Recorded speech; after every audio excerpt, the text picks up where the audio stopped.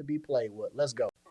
New cabinet is starting to take shape because overnight, while you were sleeping, he tapped Tom Homan to be his border czar. Trump saying, quote, there is nobody better at policing and controlling our borders. Likewise, Tom Homan will be in charge of all deportation of illegal aliens back to their country of origin. He worked with the president to come up with this job description, so let's hear from him. In his first interview after the major announcement, incoming border czar Tom Homan. Tom, congratulations to you. It's bad for us. We lose you as a contributor. What went into the decision and the position?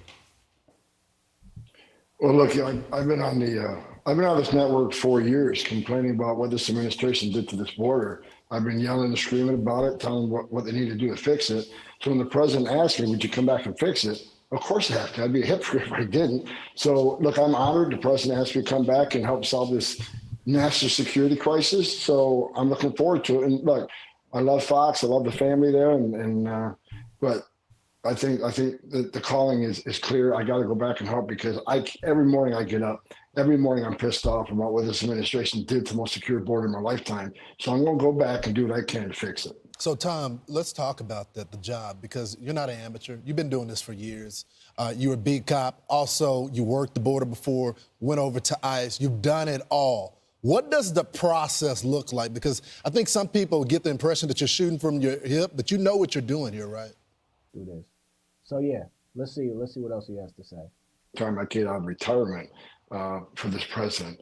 And because it matters. And look, I was a Border Patrol agent. I wore that uniform, and I'm proud that I wore that uniform. So, and I was an ICE agent. I was the first ICE director actually came up through the ranks. So the 20,000 men and women that worked for me. So that's good to know that he was already a part of ICE. I don't know what the heck is going on. Let me speed this up.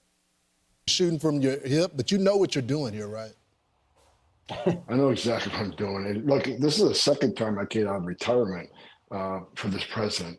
And because it matters. And look, I was a Border Patrol agent. I wore that uniform, and I'm proud that I wore that uniform. So, and I was an ICE agent. I was the first ICE director actually came up through the ranks. So the 20,000 men and women that worked for me, I didn't ask them to do anything. I didn't do myself because I was one of them. So look, I know the border, and I know there's a lot of great patriots. Look, I shut my phone off Friday night because I couldn't handle the phone calls, the texts, and emails from thousands of ICE agents and Border Patrol agents excited about. You know, this guy right here, when I show y'all this next video, man, he has been itching to get back and do something about this migrant crisis. And this man is serious. He's experienced. Some people would say seasoned. But this man right here looks like he is not for any games. Okay? Like, I would not want to, like I told y'all earlier, I wouldn't want to get into a bar fight with this man. I wouldn't want to get into any conversation with this guy if it's negative, because this man means business. And one thing I can tell you, one thing that appears to me is that when he's hired to do a job, he's going to do his job. He don't care. He's not getting all emotional about it. Sounds like this man is about business. And these are the people that Trump needs to continue to hire. Again, as long as these people are not corrupt and they stay on the straight and narrow, people like them who are here for business and here to work, we have a great 4 years ahead of us because strength is coming, right? I think I heard Biden say the adults are in the room when he got, when he got into his position and got his administration going. Absolutely not. Those were children at recess in Biden's administration.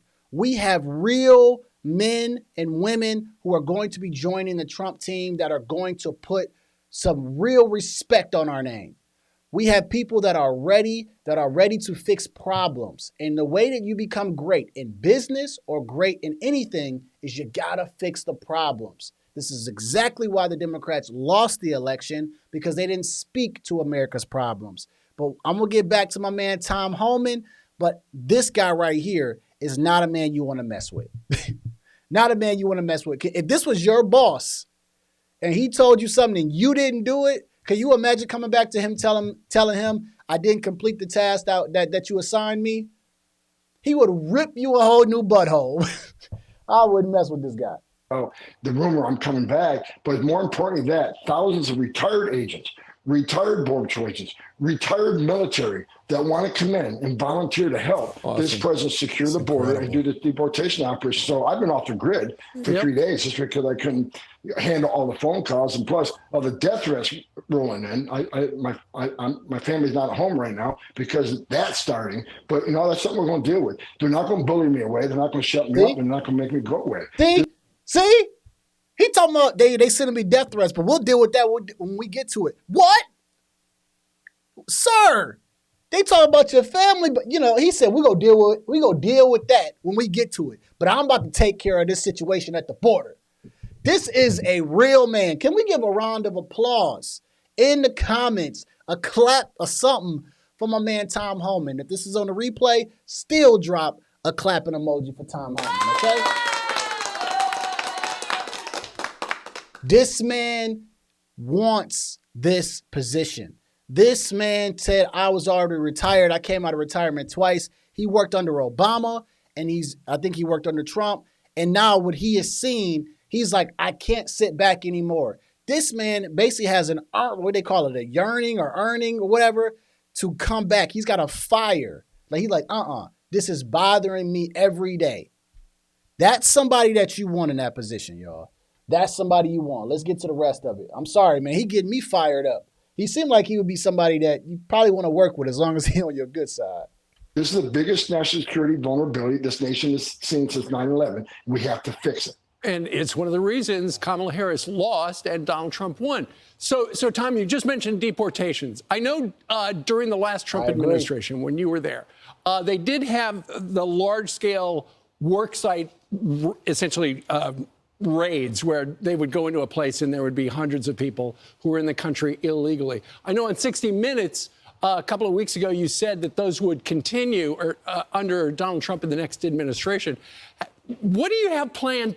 Well, I know you don't want to give away the whole game book, but you do have deportations, mass workplace stuff planned, any other kind of category of deportations of interest? Look, as the president said on stage many times, which I agree with 100%, it's going to be the same it was during his first administration, which is just a hell of a lot more of them because 10 million people have entered this country illegally under the Biden administration, or they actually let into this country, even though I just had a visual. I said, imagine this dude behind his desk. We're going to New York, guys. Yep. First place we're going to is New York City. Grab them up. Put them away. They can't show their form of ID. I don't care what they got. If they have no form of ID, put them in the van. He is this man right here. I can already tell you, he going to have straight, clear-cut instructions. There's going to be no gray area with this dude. It's violation of federal law what they've been doing, the abuse of the parole authority. But look, I've been clear. President Trump's been clear. Public safety threats and national security threats will be the priority because they have to be. They pose the most danger to this country. So we're going to prioritize those groups, those who always have final orders, those that had due process at great taxpayer expense, and the federal judge says you must go home, and they didn't. They became a fugitive. So, and as part of worksite operations have to happen. Here's why, Steve. Where do we find most victims of sex trafficking and forced labor trafficking? At work sites. And the Biden administration shut down work sites. On one point, they say we care about sex trafficking and human trafficking. Then they shut down work site enforcement, which is one of the main areas we find the victims of this. I want to add one more thing, another priority. Not bad for the commercials. All right, man. I mean, I don't even know nothing about work sites, but he's talking about that right now, because he's like, we need to get there, right? So let me try to say this name real quick. Is it I don't know how to say it. Interdictator. I'm gonna say, all right, this guy seems like a man for the job too. Yeah, he seems like he's ready. He seems fired up. Administration has lost over 300,000 children. that were smuggling this country by criminal cartels they can't find. That's another priority. We need to save these children because some of these children are in forced labor, some of these children are in sex trafficking, some of these children are living a life of hell every day. And we need to save these children and get them back with their families. You know, Tom, first of all, congratulations to you. And I'm so glad for the Border Patrol that morale is already being lifted. They have just been beaten down by the policies of this last administration. I'm really encouraged by what you're saying, because I think the toughest part of your job isn't the deportation. It's dealing with the propaganda from the other side saying that what you're doing is not compassionate, that it's not humanitarian. And what do you plan to do?